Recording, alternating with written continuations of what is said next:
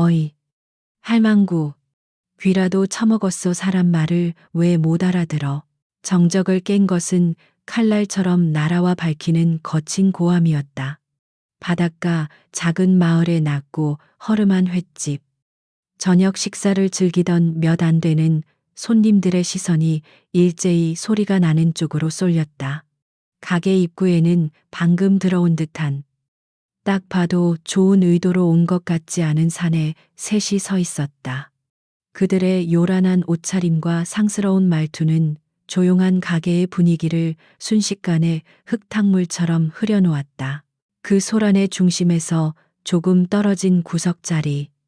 강유진 중령은 잠시 젓가락을 든 채 미동도 하지 않았다. 그녀의 시선은 불쾌한 침입자들이 아닌 맞은편에 앉은 어머니 박순자 여사에게 고정되어 있었다. 오랜만에 만난 딸과의 식사가 방해받은 것에 대한 아쉬움과 걱정이 어머니의 얼굴에 스쳐 지나가는 것을 그녀는 놓치지 않았다. 유진은 아무 말 없이 어머니의 접시에 큼직한 생선 살점을 올려주며 나지막이 말했다. 신경 쓰지 마세요. 엄마, 마저 드세요. 유진은 현재 휴가 중이었다. 대한민국 해병대에서도 가장 혹독하다는 수색대를 이끄는 지휘관. 그녀의 어깨 위에는 빛나는 세 개의 무궁화. 중령 계급장이 굳건히 자리하고 있었다. 하지만 지금 그녀의 모습에서는 군인의 흔적을 찾아보기 어려웠다. 화장기 없는 얼굴에 질끈 묶은 머리. 편안한 티셔츠와 청바지 차림은 영락없는 어머니와 여행 온 평범한 딸의 모습이었다.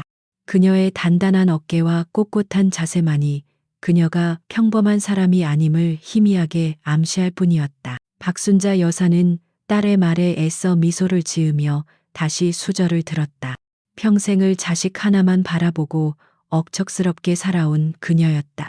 험한 군 생활을 하는 딸은 언제나 그녀의 가장 큰 자랑이자 아픔이었다. 1년에 얼굴 한 번 보기도 힘든 딸과 함께하는 이 시간이 꿈만 같았지만 저 불청객들은 그 꿈을 무참히 짓밟고 있었다. 그녀는 애써 불안한 마음을 감추며 딸이 발라준 생선을 입으로 가져갔다. 이봐. 주인 여기 물 더러운 것 좀 봐. 이런 걸 손님 마시라고 주는 거야. 물 위에 우두머리로 보이는 불도저라는 별명이 어울릴 법한 거구에 사내가 으르렁거렸다. 그는 일부러 물컵을 바닥에 내동댕이 쳤다. 쨍그랑 날카로운 파열음과 함께 식당의 공기는 더욱 차갑게 얼어붙었다. 허리가 구부정한 노년의 여주인이 황급히 달려 나왔다. 아이고, 손님, 죄송합니다. 바로 새 것으로 가져다 드리겠습니다. 그녀의 목소리는 미세하게 떨리고 있었다. 불도저 김철민과 그의 패거리는 이 지역의 재개발 사업에 깊숙이 관여된 조직폭력배였다. 그들의 임무는 헐값의 땅과 가게를 사들이기 위해 온갖 방법으로 토박이 상인들을 괴롭히고 압박하는 것이었다. 오늘 이 낡은 횟집 역시 그들의 목표물 중 하나였다. 그들은 일부러 시비를 걸고 손님을 끊기게 만들어 주인이 제풀에 지쳐 헐값의 가게를 넘기도록 만들 심산이었다. 새 것은 무슨, 이런 더러운 곳에서 뭘 먹겠다고. 할멈, 우리가 좋은 말로 할 때 이 가게 그냥 파는 게 어때? 어차피 며칠 뒤면 싹 다 밀어버릴 텐데. 푼돈이라도 챙겨야지. 김철민이 비열하게 웃으며 말했다. 그의 말에는 노골적인 협박이 담겨 있었다.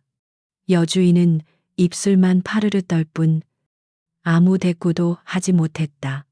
주변 손님들은 겁에 질려 고개를 숙인 채 서둘러 식사를 마칠 뿐이었다. 아무도 감히 그들의 횡포에 맞서지 못했다. 강유진은 여전히 아무런 행동도 취하지 않았다. 그녀는 그저 묵묵히 식사를 계속했다. 하지만 그녀의 등은 팽팽하게 당겨진 활시위처럼 긴장되어 있었고 모든 감각은 날카롭게 주변을 경계하고 있었다. 그녀의 훈련받은 몸은 본능적으로 위협을 감지하고 모든 상황을 분석하고 있었다. 저들의 인원수, 각자의 위치, 사용 가능한 무기, 비상 탈출구까지 그녀의 머릿속에서는 이미 수십 가지의 시뮬레이션이 그려지고 있었다. 어머니 박순자 여사는 그런 딸의 모습을 불안하게 쳐다봤다. 그녀는 딸의 성정을 누구보다 잘 알았다. 유진은 어릴 적부터 불의를 보면 참지 못하는 아이였다. 하지만 지금 상대는 누가 봐도 위험한 자들이었다. 모처럼의 휴가를 망치고 싶지 않은 마음과 저러다 딸이 위험한 일에 휘말릴지도 모른다는 걱정이 그녀의 마음속에서 거세게 충돌했다. 그녀는 조용히 딸의 손을 잡으며 눈으로 말했다. 유진아, 제발, 그냥 넘어가자. 하이슨, 유진은 어머니의 손을 마주 잡으며 고개를 살짝 끄덕였다. 그녀 역시 불필요한 마찰은 피하고 싶었다. 이곳은 전쟁터가 아니었고 자신은 군인이 아닌 딸의 신분으로 어머니와 함께 있었다. 그녀의 임무는 적을 섬멸하는 것이 아니라 어머니와의 소중한 시간을 지키는 것이었다. 하지만 세상 일이 언제나 그녀의 바람대로 흘러가지는 않았다. 조용히 식사를 마치고 이곳을 떠나면 모든 것이 해결될 것이라는 그녀의 생각은 곧 산산조각 나고 말았다. 김철민의 부하 하나가 술에 취한 듯 비틀거리며 자리에서 일어났다. 그는 일부러 다른 손님들의 테이블을 툭툭 치고 다니며 시비를 걸었다. 겁에 질린 손님들이 황급히 자리를 피했다. 그러던 중 놈의 시선이 유진과 그녀의 어머니가 앉은 테이블에 꽂혔다. 그는 음흉한 미소를 지으며 그들 쪽으로 다가오기 시작했다. 유진의 눈빛이 순간 얼음장처럼 차갑게 변했다. 그녀는 어머니의 손을 잡은 자신의 손에 힘을 주며 다가오는 위협을 정면으로 응시했다. 평화로운 저녁 식사는 이제 끝이었다. 술 취한 건달의 이름은 박상철이었다. 그는 김철민의 오른팔 격으로 잔인하고 비열하기로는 그를 능가한다는 평을 듣는 자였다. 그는 일부러 유진의 어머니 박순자 여사 쪽으로 비틀거리며 걸어왔다. 그의 눈에는 약자를 괴롭히는 데서 오는 역겨운 희열이 가득했다. 그의 목표는 명확했다. 저 조용히 앉아있는 모녀에게 겁을 주어 다른 손님들처럼 쫓아내는 것. 그리하여 이 가게를 자신들의 통제하에 있다는 것을 확실히 보여주는 것이었다. 어이쿠. 이런 곳에 고운 분들이 계셨네. 박상철이 일부러 과장된 몸짓으로 비틀거리며 박순자 여사의 어깨를 툭 쳤다. 그리 강한 충격은 아니었지만 연로한 박 여사가 균형을 잃기에는 충분했다. 휘청하는 어머니를 유진이 반사적으로 붙잡아주지 않았다면 넘어졌을지도 모른다. 유진의 눈썹이 미세하게 꿈틀거렸다. 그녀는 아무 말 없이 박상철을 노려보았다. 그 눈빛에는 경고의 의미가 담겨 있었지만 술과 오만함에 취한 건달에게는 아무런 소용이 없었다. 이봐, 젊은 아가씨. 눈빛이 왜 그래? 내가 당신 어머니한테 뭐 실수라도 했나? 박상철은 되려 큰 소리를 치며 주변의 동료들을 쳐다보았다. 그의 동료들은 기다렸다는 듯이 키득거리며 웃었다. 상황은 명백한 조롱과 희롱이었다. 박순자 여사는 겁에 질린 얼굴로 딸의 팔을 꼭 잡았다. 그녀는 딸이 저 험악한 자들과 엮이는 것을 원치 않았다. 그녀는 유진의 옷소매를 잡아 끌며 속삭였다. 유진아, 괜찮다. 그냥 가자. 응. 유진은 어머니의 불안한 눈빛을 읽었다. 그녀는 깊게 숨을 들이마셨다. 분노를 억누르는 것은 그녀가 군 생활 내내 단련해 온 것이었다. 감정적인 대응은 상황을 악화시킬 뿐이라는 것을 누구보다 잘 알고 있었다. 그녀는 어머니를 안심시키려는 듯 등을 부드럽게 두드려준 뒤 지갑을 꺼내 들었다. 사장님, 계산할게요. 그녀는 이 상황을 최대한 빨리 벗어나는 것이 최선이라고 판단했다. 그녀의 목소리는 떨림 없이 차분했다. 하지만 김철민과 그의 패거리는 그들을 순순히 보내줄 생각이 없었다. 그들에게 이 모녀는 자신들의 힘을 과시하기 위한 좋은 먹잇감이었다. 어딜 가려고, 우리가 아직 식사 중인데 말이야. 손님이 나가는 건 주인이 허락해야 하는 거 아니야, 안 그래? 할멈 김철민이 주인을 향해 으르렁거렸다. 그는 마치 자신이 이 가게의 왕이라도 된 것처럼 행동했다. 그의 말에 여주인은 어쩔 줄 몰라 하며 고개만 숙였다. 그때였다. 분란을 일으킬 새로운 빌미를 찾던 박상철이 박순자 여사를 다시 한번 노렸다. 마침 박 여사가 화장실에 가기 위해 자리에서 일어나 조심스럽게 그들의 테이블 옆을 지나가려던 참이었다. 박상철은 동료들과 눈짓을 교환하더니 앉은 채로 슬그머니 자신의 다리를 뻗었다. 좁은 통로를 지나가던 박 여사는 그 다리를 미쳐보지 못하고 그대로 걸려 넘어지고 말았다. 악짧은 비명과 함께 박 여사의 몸이 바닥으로 고꾸라졌다. 그 순간 식당 안의 모든 소음이 멎었다. 시간마저 멈춘 듯했다. 바닥에 쓰러진 노모의 모습, 그리고 그 모습을 보며 낄낄거리는 건달들의 비인간적인 웃음소리, 그것은 건드려서는 안 될 강유진의 영린 네 그림을 건드린 결정적인 한 방이었다. 지금까지 냉정함을 유지하던 유진의 얼굴에서 모든 감정이 사라졌다. 남은 것은 오직 얼음보다 차갑고 강철보다 단단한 분노뿐이었다. 유진의 움직임은 번개와 같았다. 그녀는 한 걸음에 쓰러진 어머니에게 다가가 조심스럽게 부축해 일으켰다. 엄마, 괜찮으세요? 어디 다치신 데 없으세요? 그녀의 목소리는 놀랍도록 침착했지만 그 안에 담긴 분노의 무게는 그 자리에 있는 모두가 느낄 수 있을 정도였다. 다행히 박 여사는 크게 다치지는 않은 듯했다. 하지만 정신적인 충격과 수치심으로 인해 얼굴이 하얗게 질려 있었다. 어머니가 안전한 것을 확인한 유진은 천천히 몸을 돌려 박상철을 마주했다. 그녀의 눈은 더 이상 평범한 여인의 눈이 아니었다. 그것은 적의 심장을 꿰뚫어보는 특수부대 지휘관의 눈빛이었다. 박상철은 저도 모르게 마른 침을 삼켰다. 뭔가 잘못되었다는 것을 본능적으로 느꼈지만 이미 엎질러진 물이었다. 동료들이 보고 있다는 생각에 그는 애써 허세를 부리며 소리쳤다. 뭘 봐, 늙으면 자기 몸 하나 간수 못하는 게 당연하지. 유진은 대꾸하지 않았다. 그녀는 성큼성큼 박상철에게 다가갔다. 그녀의 발걸음에는 조금의 망설임도 없었다. 위협적인 그녀의 기세에 박상철과 그의 동료들은 저도 모르게 주춤했다.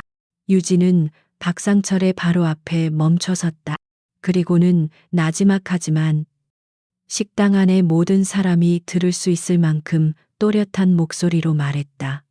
그 목소리는 어떤 감정도 실려 있지 않아 오히려 더 위협적으로 들렸다. 어머니께 사과하십시오. 그것은 부탁이 아니었다. 명백한 명령이었다. 강유진의 명령이 식당 안에 울려 퍼진 후 아주 잠시 동안 기묘한 정적이 흘렀다. 건달들은 마치 이해할 수 없는 말을 들은 것처럼 서로의 얼굴을 쳐다보았다. 그들의 굳어진 얼굴 위로 당혹감이 스쳐 지나갔다. 하지만 그 정적은 오래가지 않았다.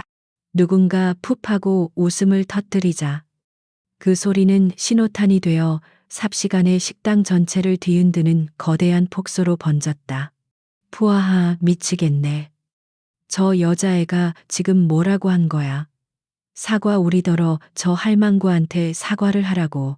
박상철은 자존심이 상한 것도 있고 배를 잡고 웃었다. 그는 눈물까지 찔끔 흘리며 유진을 손가락으로 가리켰다. 아가씨, 지금 개그하는 거야? 아니면 드라마를 너무 많이 봤나? 여기가 어디라고, 감히. 우리한테 명령질이야. 그의 말투는 이제 노골적인 조롱으로 가득 차 있었다. 다른 건달들도 마찬가지였다. 그들은 유진을 둘러싸듯 한 걸음씩 다가오며 위협적인 분위기를 조성했다. 그들에게 유진은 그저 겁도 없이 날뛰는 철없는 계집애에 불과했다. 이 모든 상황을 지켜보던 박순자 여사의 심장은 철렁 내려앉았다. 그녀는 딸의 팔을 미친 듯이 잡아당기며 애원했다. 유진아, 제발 그만해. 엄마 괜찮다니까. 어서 가자. 응, 제발. 그녀의 목소리는 공포로 심하게 떨리고 있었다. 어머니의 애처로운 모습에 유진의 마음 한구석이 아려왔지만 그녀는 미동도 하지 않았다. 그녀는 알고 있었다. 지금 여기서 물러나면 저들은 어머니에게 더 큰 굴욕을 안겨줄 것이라는 것을. 그때까지 의자에 앉아 여유롭게 상황을 관망하던 불도저 김철민이 천천히 자리에서 일어났다. 190cm는 좋게 넘어 보이는 거대한 체구가 일어서자 주변에 위압적인 그림자가 드리워졌다. 그는 턱을 까딱하며 부하들을 물러나게 한 뒤 어슬렁거리며 유진에게 다가왔다. 그는 유진의 머리부터 발끝까지를 훑어보며 비웃음을 흘렸다. 얼굴은 반반하게 생겨서 성깔은 보통이 아니네. 근데 아가씨, 세상 물정을 너무 모르는 거 아니야. 김철민은 유진의 바로 앞에 섰다. 키 차이 때문에 유진은 그를 올려다보아야 했다. 그는 일부러 고개를 숙여 유진의 얼굴에 자신의 숨결이 닿을 정도로 가까이 다가갔다. 여자는 말이야. 얌전히 집에 틀어박혀서 밥이나 짓고 빨래나 하는 게 제격이야. 어디서 함부로 남자들이 하는 일에 끼어들어 네가 나설 자리가 아니란 말이다. 그의 목소리에는 여성이라는 존재 자체에 대한 뿌리 깊은 멸시가 담겨 있었다. 하지만 강유진은 눈 하나 깜빡하지 않았다. 그녀의 시선은 흔들림 없이 김철민의 눈을 꿰뚫고 있었다. 그 눈빛은 너무나도 고요해서 오히려 섬뜩할 정도였다. 두려움도 분노도 아닌 마치 벌레를 쳐다보는 듯한 무감정한 시선. 김철민은 순간적으로 자신도 모르게 등골이 서늘해지는 것을 느꼈다. 기세에서 밀린다는 알 수 없는 불쾌감에 그의 얼굴이 험악하게 일그러졌다. 그는 이 건방진 계집애의 길을 꺾어 놓아야겠다고 결심했다. 마지막으로 경고하지. 당장 내 엄마 데리고 여기서 꺼져. 내 눈앞에서 사라지란 말이다. 안 그러면. 김철민이 말을 맺지 않고 사악하게 웃었다. 그 웃음의 의미는 명백했다. 더 이상의 불복종은 용납하지 않겠다는 최후 통첩이었다. 식당 안의 공기는 이제 금방이라도 터질 듯한 폭탄처럼 팽팽해졌다. 다른 손님들은 숨도 제대로 쉬지 못하고 박순자 여사는 거의 울기 직전이었다. 그러나 유진은 여전히 요지부동이었다. 그녀는 대답 대신 김철민의 뒤에 서 있는 박상철을 향해 턱짓을 했다. 그리고는 다시 김철민을 보며 나지막이 하지만 단호하게 말했다. 내 말 못 들었습니까? 저 자가 내 어머니께 사과하라고 했습니다. 그녀는 한치도 물러설 생각이 없었다. 그녀의 그 완고한 태도는 김철민의 마지막 남은 이성의 끈을 끊어버렸다. 이게 진짜. 분노로 얼굴이 시뻘개진 김철민이 버럭 소리를 질렀다. 그는 더 이상 말로 해결할 생각이 없다는 듯 육중한 손을 번쩍 들어 올렸다. 그의 목표는 유진의 어깨였다. 그는 이 연약해 보이는 여자를 한 손으로 밀쳐 넘어뜨려 힘의 차이가 무엇인지 뼈저리게 느끼게 해줄 작정이었다. 그의 손이 유진의 어깨를 향해 무서운 속도로 날아들었다. 박순자 여사의 입에서 비명이 터져 나왔다. 안 돼. 김철민의 육중한 손이 강유진의 어깨를 덮치기 직전 시간의 흐름이 마치 느려지는 듯했다. 박순자 여사의 비명은 공허한 메아리가 되었고 건달들의 비웃음은 얼굴에 그대로 박제되었다. 그 찰나의 순간 유진의 몸이 움직였다. 그녀의 움직임은 크지 않았다. 그저 상체를 살짝 뒤로 빼며 반보 물러섰을 뿐이었다. 하지만 그 미세한 움직임만으로 김철민의 손은 허공을 가르며 목표물을 잃었다. 균형을 잃고 몸이 앞으로 쏠린 김철민의 눈에 당혹감이 스쳤다. 하지만 그의 놀람은 거기서 끝나지 않았다. 자신의 손목에 무언가 부드러우면서도 강철 같은 것이 감기는 감촉이 느껴졌다. 고개를 내리자 믿을 수 없는 광경이 펼쳐졌다. 방금 전까지 자신의 소나귀에 잡힐 뻔했던 그 가녀린 여자의 손이 어느새 자신의 억센 손목을 감싸쥐고 있었다. 너무나도 자연스럽고 빠른 움직임이라 어떻게 된 영문인지 파악조차 할 수 없었다. 이게 무슨 김철민이 어이없다는 듯 손을 뿌리치려 했다. 그러나 그의 손목은 바위에 묶인 듯 꿈쩍도 하지 않았다. 유진의 손은 작았지만 그 안에 담긴 악력은 상상을 초월했다. 당황한 김철민이 힘으로 손을 비틀어 빼내려는 순간 유진의 손목이 가볍게 비틀렸다. 그것은 아주 작은 움직임이었지만 그 결과는 끔찍했다. 그악 김철민의 입에서 비명에 가까운 신음이 터져 나왔다. 손목 관절이 상상할 수 없는 각도로 꺾이며 신경을 타고 뇌까지 전달되는 극심한 고통. 마치 불에 달군 쇠꼬챙이가 팔을 꿰뚫는 듯한 통증에 거구의 사내는 무릎을 꿇을 뻔했다. 식은땀이 비 오듯 쏟아졌고 험악했던 얼굴은 고통으로 하얗게 질렸다. 그는 이해할 수 없었다. 이 작은 계집애가 어떻게 자신에게 이런 고통을 줄 수 있는지. 이것은 단순한 힘의 문제가 아니었다. 인체의 구조와 급소를 정확히 꿰뚫고 있는 무시무시한 기술이었다. 상황이 순식간에 역전되자 낄낄거리던 다른 건달들의 얼굴에서 웃음기가 싹 가셨다. 그들은 눈앞의 광경을 믿을 수 없다는 듯 멍하니 서 있었다. 자신들의 우두머리가 저 조그만 여자애에게 손목 하나 잡힌 채 꼼짝도 못하고 고통스러워하고 있었다. 조롱과 오만으로 가득 찼던 식당의 공기는 순식간에 얼음장 같은 긴장감으로 가득 찼다. 이제 그 누구도 감히 입을 열지 못했다. 박순자 여사 역시 마찬가지였다. 그녀는 터져 나오려는 비명을 간신히 손으로 막았다. 딸이 저런 흉악한 거구의 남자를 제압하는 모습은 그녀에게 자랑스러움보다는 공포에 가까운 충격을 안겨주었다. 저것은 그녀가 알던 평범한 딸의 모습이 아니었다. 저 차가운 눈빛, 망설임 없는 움직임. 그것은 그녀가 한 번도 본 적 없는 낯선 존재의 모습이었다. 그녀는 딸의 인생이 얼마나 험난한지를 어렴풋이 짐작하며 가슴이 미어지는 것을 느꼈다. 유진은 고통으로 몸부림치는 김철민을 무감정한 눈으로 내려다보았다.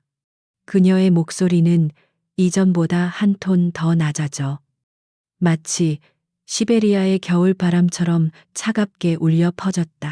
내가 한 말, 아직도 이해가 되지 않습니까? 그녀의 말에는 더 이상의 자비나 관용이 담겨 있지 않았다. 그것은 복종하지 않으면 파괴하겠다는 명백한 살기가 담긴 경고였다. 그녀가 손목을 잡은 손에 아주 약간 힘을 더 주자 김철민은 다시 한번 외마디 비명을 질렀다. 알았어. 알았으니까 이것 좀 놔줘. 굴욕감과 고통을 이기지 못한 김철민이 다급하게 외쳤다. 그의 목소리는 아까의 위세는 온데간데 없이 처량하게 갈라져 나왔다. 그는 생존 본능에 따라 일단 이 상황을 벗어나야 한다고 판단했다. 유진은 그의 대답을 듣고도 즉시 손을 놓지 않았다. 대신 그녀는 얼어붙은 채 서 있는 박상철과 다른 건달들을 향해 고개를 돌렸다. 그녀의 시선이 닿는 곳마다 건달들은 저도 모르게 움찔하며 뒷걸음질 쳤다. 유진은 다시 김철민에게로 시선을 돌렸다. 그리고는 마지막 통첩을 날렸다. 그녀의 목소리는 이제 군부대 전체를 호령하는 지휘관의 그것과 같았다. 기회는 단 한 번뿐이다. 내 놈들 모두 내 어머니 앞에 무릎 꿇고 용서를 구해라. 쎄센다. 하나. 그녀의 입에서 숫자가 흘러나오는 순간 김철민과 그의 부하들은 선택의 기로에 놓였다.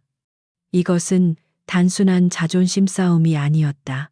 그들은 자신들이 괴물에게 잘못 걸렸다는 것을 뼈저리게 느끼고 있었다. 강유진의 입에서 두 번째 숫자가 흘러나왔을 때 김철민의 얼굴은 굴욕감으로 시뻘겋게 달아올랐다. 그는 평생을 힘으로 남을 짓밟고 군림하며 살아왔다.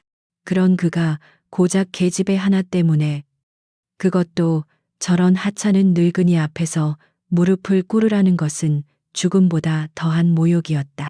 고통으로 마비되었던 이성이 분노라는 불길에 휩싸여 완전히 타버렸다.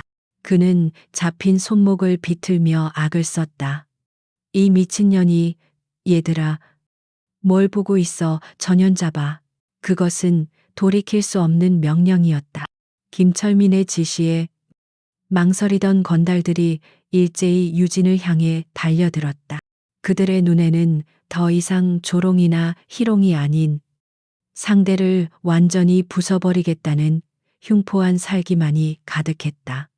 박순자 여사의 얼굴이 새하얗게 질렸다. 하지만 그 모든 혼란의 중심에서 유진은 오히려 침착했다.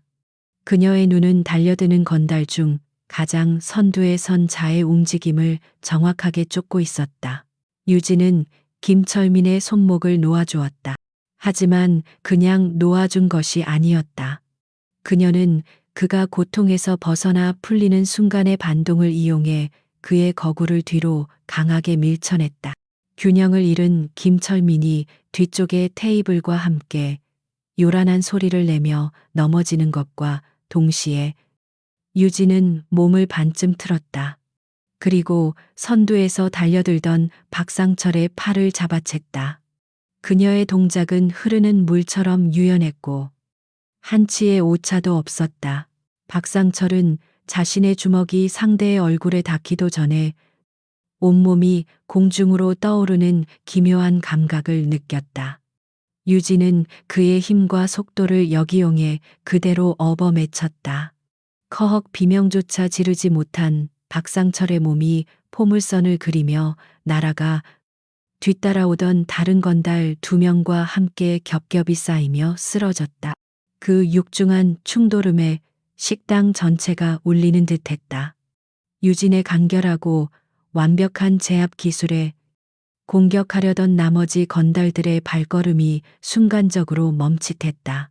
바로 그 순간이었다. 상대를 맺히는 과정에서 유진의 위솥 주머니에 들어있던 작은 카드 지갑이 바닥으로 툭 떨어졌다. 지갑은 바닥을 몇 바퀴 구르더니 입이 벌어지며 그 안에 있던 내용물 하나를 뱉어냈다. 얇은 플라스틱 재질의 카드 한 장이 조명 아래 반짝이며 바닥에 멈춰섰다. 그것은 바로 유진의 군인 신분증이었다. 그리고 운명의 장난처럼 신분증은 사진과 계급이 있는 앞면이 정확히 위를 향한 채 멈춰 있었다. 아무도 그 작은 물건에 신경 쓰지 못했다. 건달들은 넘어진 동료와 유진을 번갈아 보며 어찌할 바를 몰랐고, 유진은 다음 공격에 대비해 자세를 낮추고 있었다. 오직 한 사람. 겁에 질려 구석에 숨어 있던 식당 여주인만이 바닥에 떨어진 그 카드를 목격했다. 그녀는 평생을 군부대 근처에서 장사하며 살아왔기에 저것이 무엇인지 한눈에 알아볼 수 있었다. 그녀의 눈이 믿을 수 없다는 듯이 커졌다. 해. 해병대. 여주인의 입에서 거의 들리지 않을 정도의 작은 속삭임이 새어나왔다. 하지만 극도의 긴장감 속에서는 바늘 떨어지는 소리도 들리는 법. 그녀의 중얼거림에 가장 가까이 있던 건달 하나의 시선이 바닥으로 향했다. 그는 신분증에 밝힌 선명한 엔카 단문양과 대한민국 해병대라는 글자를 보았다. 그리고 그 위에 있는 사진 속 인물이 바로 눈앞에 저 여자라는 사실을 깨달았다. 하지만 그를 진짜 충격에 빠뜨린 것은 바로 이름 위에 새겨진 계급장이었다. 중령님. 떨리는 목소리로 그가 뱉은 말은 이전의 고함과는 비교도 안 될 만큼 큰 파급력을 가졌다. 중령이라는 단어에 김철민을 포함한 모든 건달들의 움직임이 그대로 멈췄다. 그들은 마치 약속이라도 한 듯 일제히 바닥에 신분증으로 시선을 고정했다. 선명한 무궁화 3개, 소령 위의 계급, 대대장급 지휘관에게 부여되는 바로 그 계급장이었다. 심지어 그냥 해병대도 아닌 해병대 중에서도 최정예라는 수색대 소속이었다. 정적이 흘렀다. 방금 전까지의 살기와 고함은 거짓말처럼 사라지고 숨막히는 침묵만이 식당을 가득 메웠다. 건달들의 얼굴에서 핏기가 사라지고 그 자리를 경악과 공포가 빠르게 채워나갔다. 그들은 자신들이 지금껏 누구를 상대로 덤볐는지, 얼마나 끔찍하고 돌이킬 수 없는 실수를 저질렀는지를 깨닫기 시작했다. 그들이 건드린 것은 힘 좀 쓰는 여자가 아니었다. 국가가 인정한 수백 명의 부하를 지휘하는 인간 흉기 그 자체였다. 공포는 때때로 인간을 더 무모하게 만든다. 김철민과 그의 패거리에게 중령이라는 계급은 감히 상상조차 해본 적 없는 권력의 상징이었다. 그들은 자신들이 저지른 짓이 단순한 폭행이나 협박이 아니라 군 지휘관을 모욕하고 위해를 가하려 한 중범죄라는 것을 깨달았다. 이대로 잡혀가면 자신들의 인생은 끝장이었다. 그 극단적인 공포는 그들의 뇌리에서 유일하고도 가장 멍청한 해결책을 떠올리게 했다. 여기서 저 여자를 없애버린다. BSDB. 뭘 멍청하게 서 있어. 계급이 높으면 총이라도 쏘나. 그냥 여자애 하나야. 여기서 밟아버리면 아무도 몰라 죽여. 절박함이 섞인 김철민의 고함은 마지막 발악이었다. 그 말에 이성을 잃은 건달들이 짐승처럼 울부짖으며 다시 유진에게 달려들었다. 이전의 공격과는 차원이 다른 그야말로 죽기 살기로 덤벼드는 필사적인 공격이었다. 그들은 의자를 집어들고 술병을 깨서 날카로운 무기로 삼았다. 이제 상황은 제압이 아니라 생존을 위한 싸움으로 변모했다. 하지만 그들의 필사적인 저항은 잠자는 호랑이의 코털을 건드린 것과 같았다. 유진의 눈빛에서 마지막 남은 일말의 망설임마저 사라졌다. 그녀의 몸이 낮게 가라앉으며 이전과는 비교할 수 없는 압도적인 기세가 터져나왔다. 그녀는 더 이상 자신을 민간인으로 위장하지 않았다. 그녀는 이제부터 적을 무력화시키는 해병대 수색대의 지휘관 강유진 중령이었다. 깨진 술병을 든 건달 하나가 가장 먼저 유진의 복부를 향해 돌진했다. 유진은 그의 공격을 정면으로 피하지 않았다. 그녀는 오히려 안쪽으로 파고들며 남자의 팔을 쳐내고 그대로 팔꿈치로 남자의 명치를 가격했다. 컥 숨이 막힌 남자가 무기를 놓치며 무너지는 것과 동시에 유진은 그의 등을 발로 차서 다른 건달에게 날려버렸다. 순식간에 두 명이 전투 불능 상태에 빠졌다. 이 괴물 같은 년 다른 쪽에서 의자를 휘두르며 공격이 들어왔다. 유진은 상체를 숙여 공격을 피하며 그와 동시에 의자 다리 하나를 낚아챘다. 그리고는 의자를 쥔 남자의 손목을 꺾어버렸다. 의학뼈가 부러지는 고통의 남자가 의자를 놓치자 유진은 그 의자를 빼앗아 그대로 다른 건달의 얼굴을 향해 던져버렸다. 의자에 맞은 건달은 비명도 지르지 못하고 바닥에 고꾸라졌다. 이제 남은 것은 비틀거리며 일어선 김철민과 박상철, 그리고 겁에 질려 뒷걸음질 치는 마지막 한 명뿐이었다. 유진의 움직임에는 한치의 망설임이나 군더더기도 없었다. 오직 최소한의 움직임으로 최대한의 효과를 내는 수천 수만 번의 훈련으로 다져진 특수부대의 전투 기술만이 존재할 뿐이었다. 그녀의 모든 동작은 적을 파괴하기 위해 최적화된 하나의 예술과도 같았다. 죽어 마지막 남은 이성을 놓아버린 김철민이 거대한 몸을 날려 유진을 덮쳤다. 하지만 유진은 그의 움직임을 이미 예측하고 있었다. 그녀는 달려드는 김철민의 옆으로 미끄러지듯 움직이며 그의 옆구리가 무방비로 노출된 순간을 놓치지 않고 강력한 발차기를 꽂아 넣었다. 인체의 급소 중 하나인 간을 정확히 가격당한 김철민은 엄청난 충격에 숨을 멈췄다. 거대한 몸이 그대로 바닥에 무너져 새우처럼 몸을 말고 경련했다. 마지막 남은 박상철은 그 모든 광경을 보며 전의를 완전히 상실했다. 그의 눈앞에 있는 것은 여자가 아니었다. 인간의 형상을 한 재앙 그 자체였다. 그는 비명을 지르며 출입구를 향해 도망치기 시작했다. 하지만 유진은 그를 놓아줄 생각이 없었다. 그녀는 근처 테이블에 있던 젓가락 하나를 집어들어 망설임 없이 그의 허벅지를 향해 던졌다. 젓가락은 비수처럼 날아가 정확히 그의 다리 근육에 박혔다. 으아악! 박상철은 다리가 풀려 바닥을 구르며 처절하게 비명을 질렀다. 1분. 이 모든 일이 일어나는데 걸린 시간은 채 1분도 되지 않았다. 식당 안은 아수라장이 되었지만 그 중심에 선 유진은 단 한 방울의 피도 묻히지 않은 채 고요히 서 있었다. 그녀의 숨결은 조금도 흐트러지지 않았다. 오직 바닥에 쓰러져 신음하는 건달들의 고통스러운 소리만이 그녀가 방금 무슨 일을 했는지를 증명하고 있었다. 식당 주인과 박순자 여사는 입을 벌린 채 살아있는 전설을 목격한 사람처럼 멍하니 그녀를 바라볼 뿐이었다. 전투가 끝난 후 찾아온 정적은 파괴의 흔적들로 인해 더욱 무겁게 가라앉았다.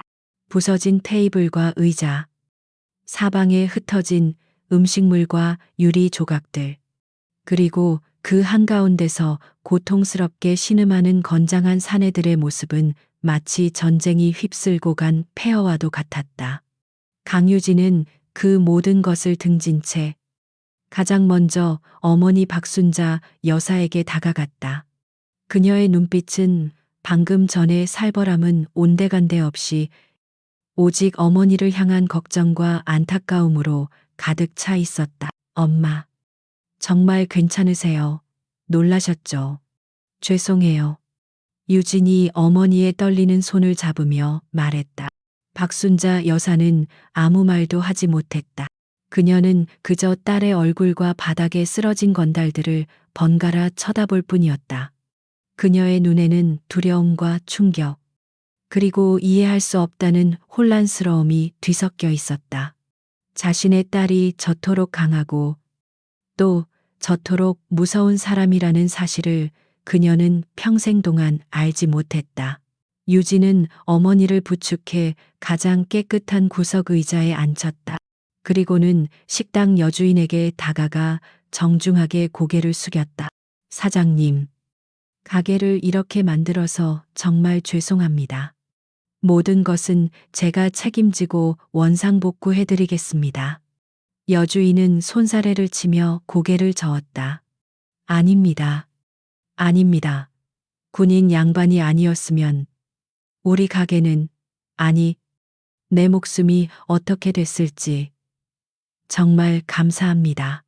그녀의 목소리에는 경외심마저 묻어났다. 상황을 정리한 유진은 바닥에 떨어진 자신의 신분증과 지갑을 주워들었다. 그녀의 행동에는 조금의 감정 동요도 없었다. 마치 일상적인 업무를 처리하는 듯한 침착함이었다. 그녀는 주머니에서 스마트폰을 꺼내 들었다. 신음하던 김철민은 그녀가 경찰에 신고하려는 것이라고 생각했다. 경찰서에 가서도 적당히 돈을 쓰고 변호사를 사면 빠져나갈 수 있을 것이라는 어리석은 희망을 품고 있었다. 하지만 그의 희망은 다음 순간 산산조각 났다.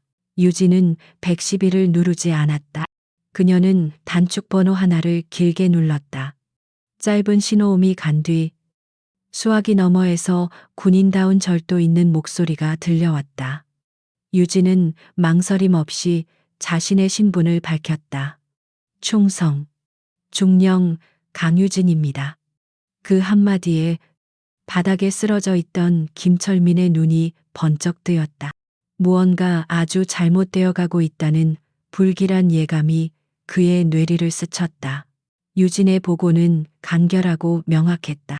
현재 휴가 중, 민간인 지역에서 작전 방해 세력으로 추정되는 조직폭력배와 마찰이 발생하여 전원 제압 완료했습니다.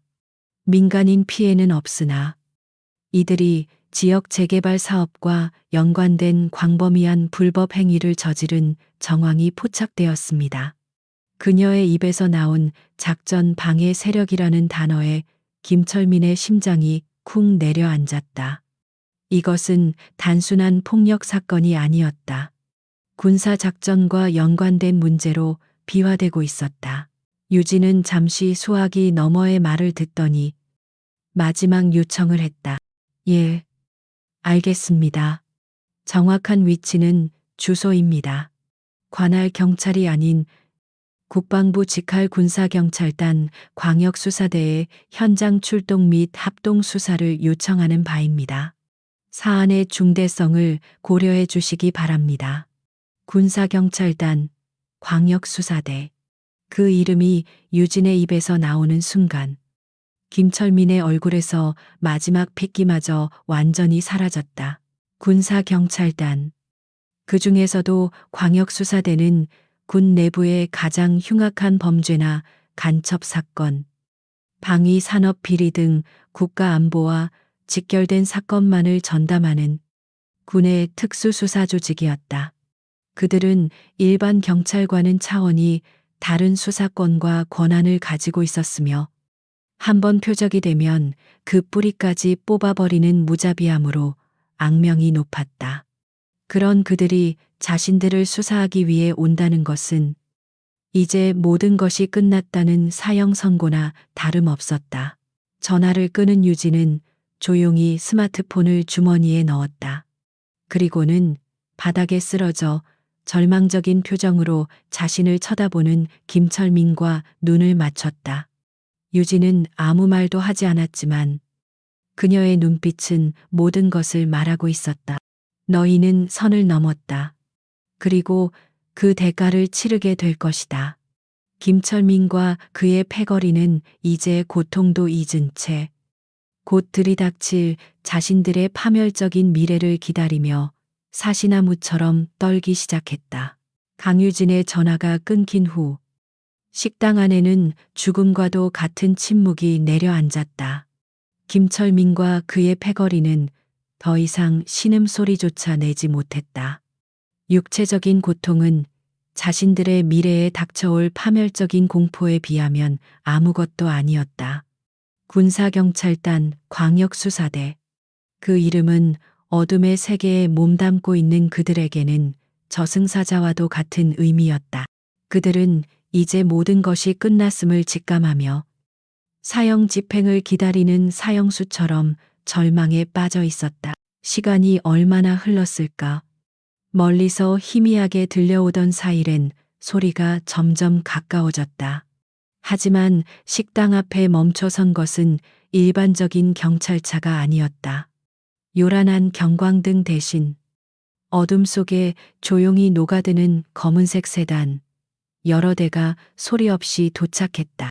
곧이어 차문이 열리고 사복 차림이지만 한눈에 봐도 평범한 사람들이 아님을 알 수 있는 남자들이 내렸다. 그들의 날카로운 눈빛과 절도 있는 움직임은 잘 훈련된 최정예 요원들의 그것이었다. 그들은 현장에 도착하자마자 일사불란하게 움직이기 시작했다. 일부는 폴리스 라인을 설치해 주변 접근을 통제했고, 일부는 카메라를 들고 현장 증거를 체증했다.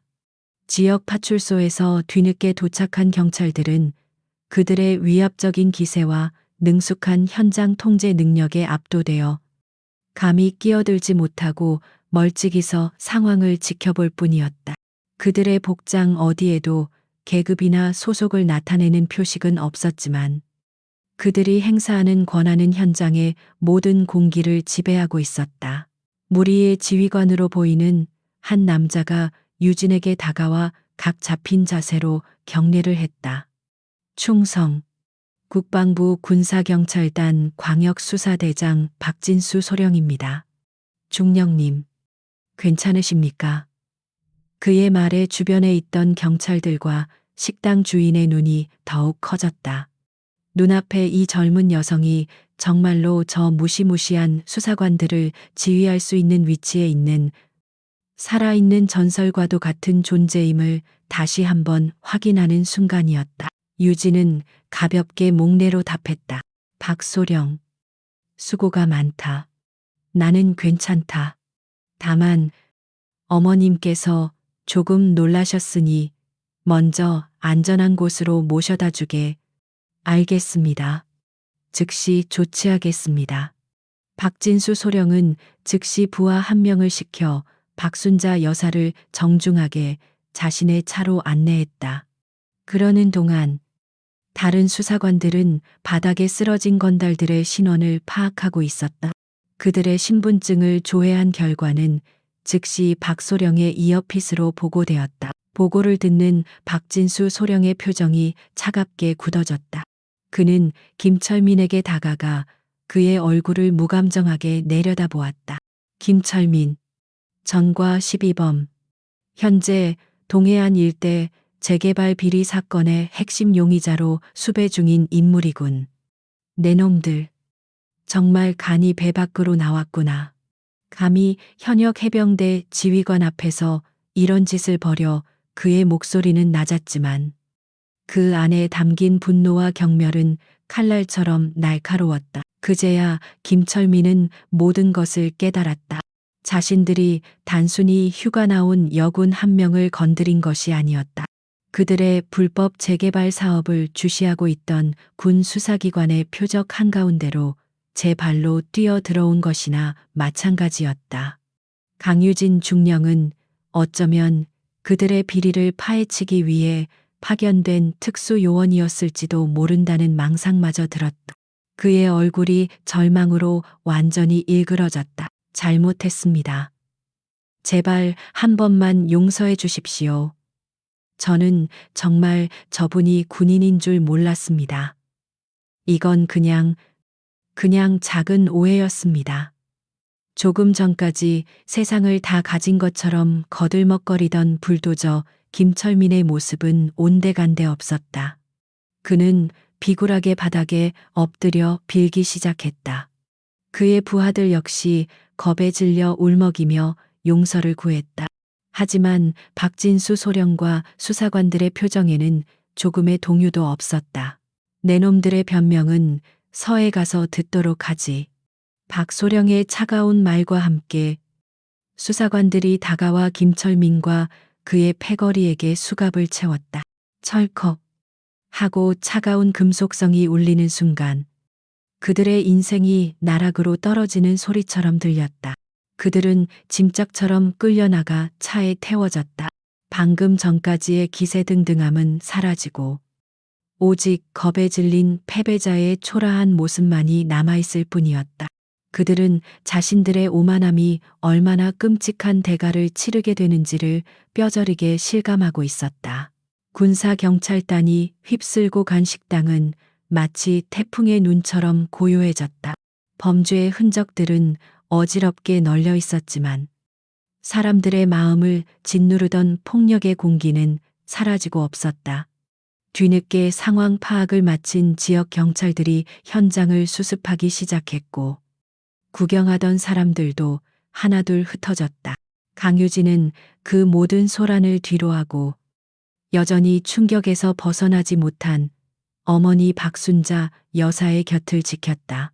식당 여주인은 황급히 깨끗한 행주를 가져와 유진과 박 여사가 앉을 테이블을 정성껏 닦았다.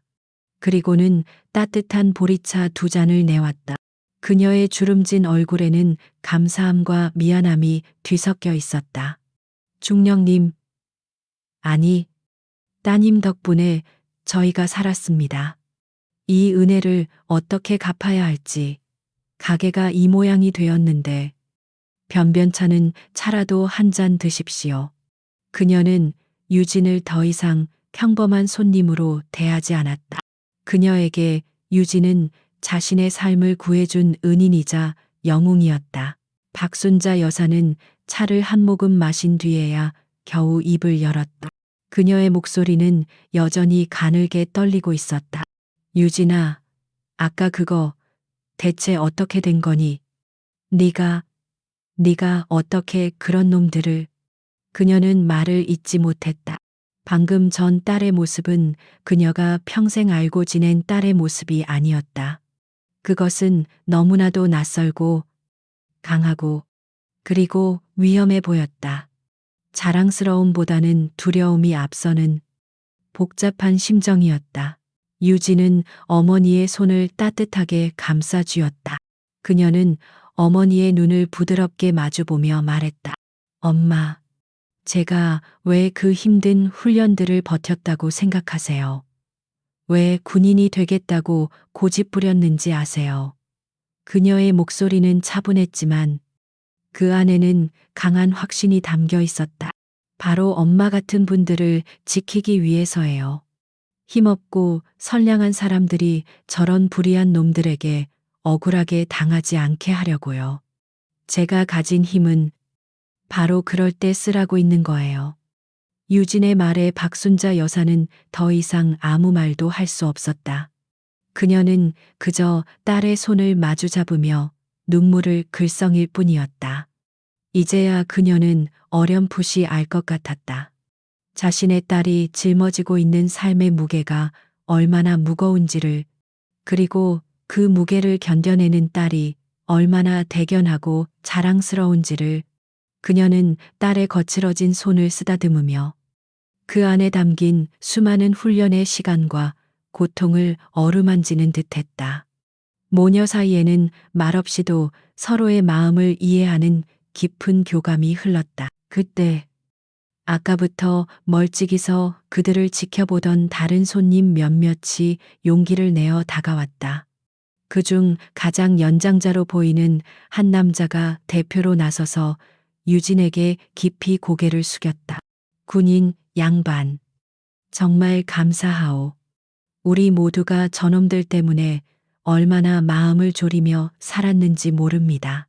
아무도 나서지 못하고 겁만 먹고 있었는데 정말 부끄럽고 또 고맙습니다. 그의 말에 다른 사람들도 연신 고개를 끄덕이며 감사를 표했다. 한 젊은 부부는 아이의 손을 잡고 와서 음료수 한 병을 건넸다. 저희 아이가 다 보고 있었어요.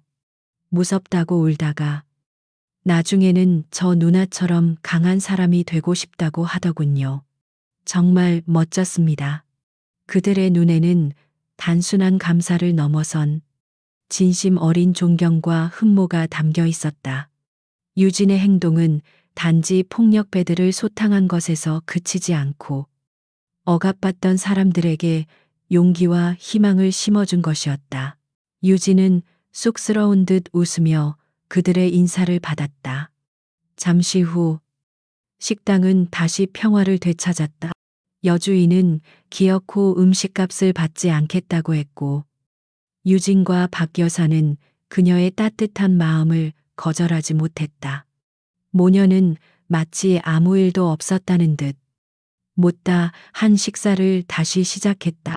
창밖으로는 고요한 밤바다가 펼쳐져 있었고 식당 안에는 따뜻한 음식 냄새와 사람들의 온기가 가득했다.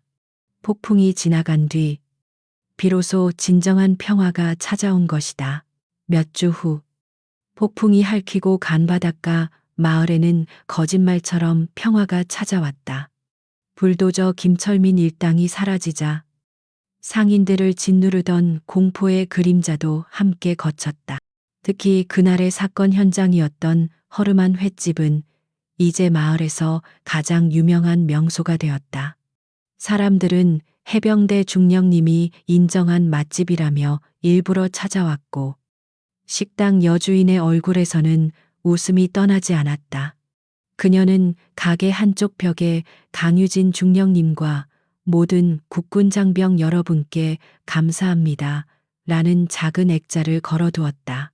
어느 날 저녁, 가게 안작은 텔레비전에서는 뉴스가 흘러나오고 있었다. 앵커의 목소리가 힘차게 울려 퍼졌다. 경찰과 군 수사 당국의 공조 수사 끝에 동해안 일대에서 불법 재개발 사업을 벌이며 상인들을 갈취해 온 거대 조직폭력단 동해파가 마침내 일망타진되었습니다. 이번 수사는 휴가 중이던 한 해병대 장교의 용기 있는 행동이 결정적인 계기가 된 것으로 알려졌습니다. 뉴스를 보던 여주인은 액자를 바라보며 흐뭇한 미소를 지었다. 같은 시각 강유진 중령은 동해의 푸른 파도가 아닌 흙먼지 날리는 연병장 위에 서 있었다. 똑바로 못하나 정신 안 차려 그녀의 불호령이 스피커를 찢을듯이 울려 퍼졌다. 위장 크림을 바른 수십 명의 해병대 수색대원들이 완전 무장을 한 채 그녀의 지휘에 따라 뻘밭을 구르고 있었다. 그들의 눈에는 지휘관에 대한 절대적인 신뢰와 경외심이 담겨 있었다. 그들에게 강유진 중령은 단순한 상관이 아닌 살아있는 전설이자 목표 그 자체였다. 그녀는 더 이상 평범한 티셔츠에 청바지를 입은 수수한 딸의 모습이 아니었다. 각 잡힌 전투복, 햇볕에 그을린 피부, 그 어떤 위협 앞에서도 흔들리지 않는 강철 같은 눈빛. 이곳이야말로 그녀의 진짜 세계였고 이것이 그녀의 본 모습이었다. 그녀는 자신의 부대원들을 대한민국 최강의 인간 병기로 만들기 위해 그리고 그 힘으로 지켜야 할 것들을 지키기 위해 존재하는 지휘관이었다. 훈련이 끝난 후 그녀는 땀에 젖은 부대원들을 둘러보며 나지막이 말했다. 기억해라. 우리가 흘리는 땀은 누군가의 눈물을 닦아주기 위한 것이다. 그날 밤 훈련의 피로를 씻어낸 유진은 자신의 숙소에 홀로 앉았다. 군인다운 강직함이 묻어나는 최소한의 물건만 놓인 간소한 방이었다. 그녀는 책상 위에 놓인 작은 액자를 조용히 응시했다. 그 속에는 며칠 전 어머니가 보내주신 사진 한 장이 들어 있었다. 그날의 식당 앞에서 어색하면서도 환하게 웃고 있는 모녀의 모습. 사진 속 어머니의 미소는 유진이 그 모든 힘든 훈련을 견뎌내는 이유이자 그녀가 목숨을 걸고 지켜야 할 세상의 전부였다. 유진은 사진을 보며 아주 오랜만에 부드럽고 따뜻한 미소를 지었다. 나레이션 전환. 오늘 이야기 어떻게 보셨나요? 진정한 강함이란 울퉁불퉁한 근육이나 거친 목소리에서 나오는 것이 아닐지도 모릅니다. 그것은 때로 가장 평범하고 부드러운 모습 뒤에 숨어 우리가 가장 소중히 여기는 것을 지키기 위해 조용히 단련되고 있는 것일지도 모릅니다. 외모만으로 타인을 섣불리 판단하는 것이 얼마나 어리석고 위험한 일인지 오늘 이야기를 통해 다시 한번 생각해 보게 됩니다. 힘은 과시하는 것이 아니라 누군가를 지키기 위해 존재할 때 비로소 그 가치가 빛나는 법입니다. 오늘 이야기가 여러분의 마음에 조금이나마 통쾌함을 선사했다면 저희 채널의 좋아요와 구독 버튼을 잊지 말고 눌러주시기 바랍니다. 여러분의 응원은 저희가 더 좋은 이야기를 만드는데 가장 큰 힘이 됩니다. 다음에는 더욱 흥미진진한 이야기로 다시 찾아뵙겠습니다. 시청해 주셔서 진심으로 감사합니다.